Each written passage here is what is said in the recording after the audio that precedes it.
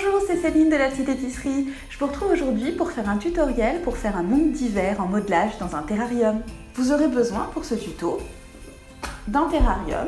Moi ici j'ai un petit, mais vous pouvez prendre aussi un grand, surtout si vous faites la maisonnette. 2 fausses neiges pour mettre dans le fond.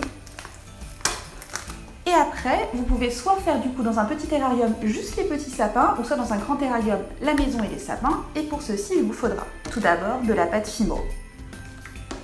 Donc pour la maison, j'utilise du blanc, le 52, le blanc avec les paillettes, mais vous pouvez utiliser les couleurs que vous désirez. Une base de blanc est bien pratique. Pour le toit, j'ai décidé d'utiliser la couleur vermente, la 505, qui fait un petit Noël scandinave monde d'hiver plutôt sympa. Et pour les sapins, j'ai pris pas mal de verts. Par exemple, de chez Cernit, j'ai pris du vert or, du vert sapin, et chez Fimo en soft, la 50, le vert pomme, pardon. Et je mélangerai les couleurs pour faire des tests, voilà, essayer pas mal de petites choses. Au niveau des outils, une machine à pâte si vous en avez une est très pratique, mais sinon vous pouvez utiliser un rouleau, de la Fimo liquide, du vernis pour Fimo, un assortiment de paillettes qui sont dans vos couleurs, blanc et vert, un pinceau, une lame. Moi j'utilise une grande lame pour couper ma maison et une petite lame pour découper les tronçons pour faire le petit toit et faire les tuiles du toit. Et si vous le désirez, un grand emporte-pièce rond, le gabarit de la maison avec le mur, le toit et la façade que vous pourrez retrouver dans le tutoriel, un scalpel de précision, une petite pince et un dotting tool. Vous aurez aussi besoin d'un tapis de modelage et toujours pratique d'avoir sous la main des petites lingettes bébé. Je commence par travailler la pâte blanche. Je prélève environ la moitié d'un pain et je la chauffe entre mes mains. Puis pour faire un aplat, si j'en ai une, je la passe dans la machine au cran le plus large où je travaille au rouleau. Ma pâte ne peut pas être trop fine afin que ma maison tienne debout. Je reporte ensuite le gabarit et découpe la façade et le mur 2 fois à l'aide d'une grande lame.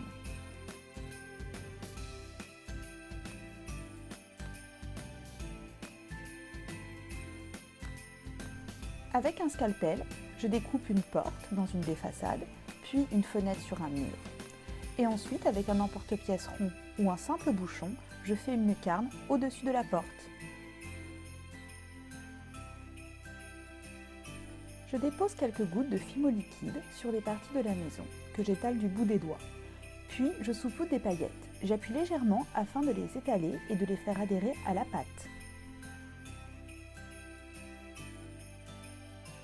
Je place ensuite ces parties de maison sur la plaque de four où j'ai placé soit un tapis de modelage qui passe au four, soit du papier sulfurisé. Je viens ensuite remplir les 2 fenêtres avec de la Fimo liquide. Il ne faut pas trop en mettre, juste assez pour remplir l'espace vide. J'enfourne le tout dans un four préchauffé à 110 degrés pendant 5 minutes. Je vais maintenant fabriquer les tuiles pour le toit de la maison. Je réchauffe ensuite la pâte verte. Je fais un boudin, pas trop fin. L'important est d'avoir une épaisseur égale sur toute la longueur et bien ronde. J'enfourne pendant 5 minutes. Pendant la cuisson du boudin, je fais un aplat de ma pâte verte avec la machine et reporte les 2 parties de mon toit.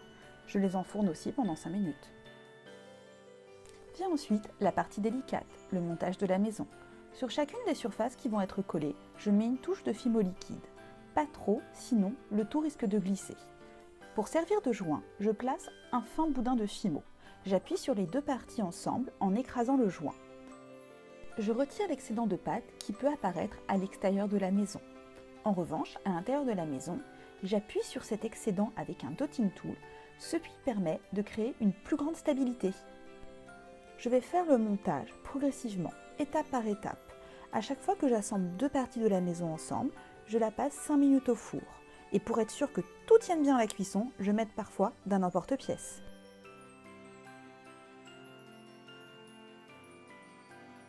Petite astuce, votre maison commence à avoir un gros volume, donc faites attention et enfournez-la dans la partie basse de votre four. Je prends mon boudin vert, cuit et refroidi, et à l'aide d'une lame, je tranche des petits tronçons de la même épaisseur. Je viens mettre sur la base de mon toit de la Fimo liquide et place les tuiles en quinconce à l'aide d'une pince.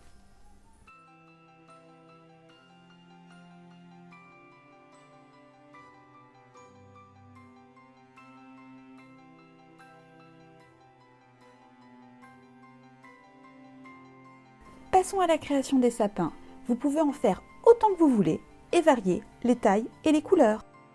Une fois ma pâte chauffée, je forme une boule que je viens, en la roulant, transformer en cône.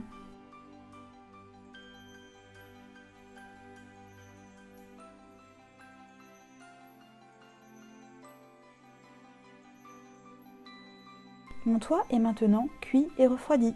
Je vais pouvoir l'ajouter à la base de la maison. Je mets à nouveau une goutte de fimo liquide sur les points de jonction.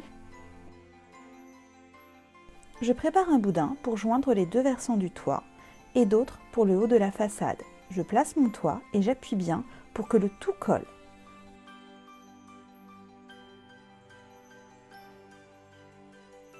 Ensuite, sur le sommet du toit, je viens mettre de la fimo liquide et je recouvre ensuite avec plein de paillettes.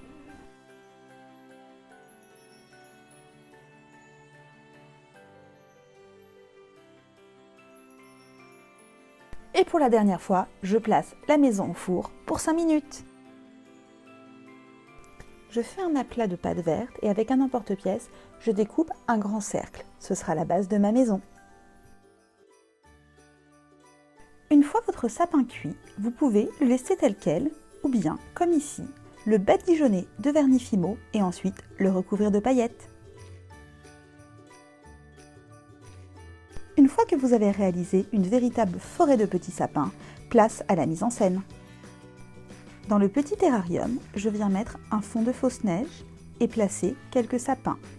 Choisissez en fonction de vos goûts et du rendu que vous désirez, le nombre, la taille et les couleurs des sapins.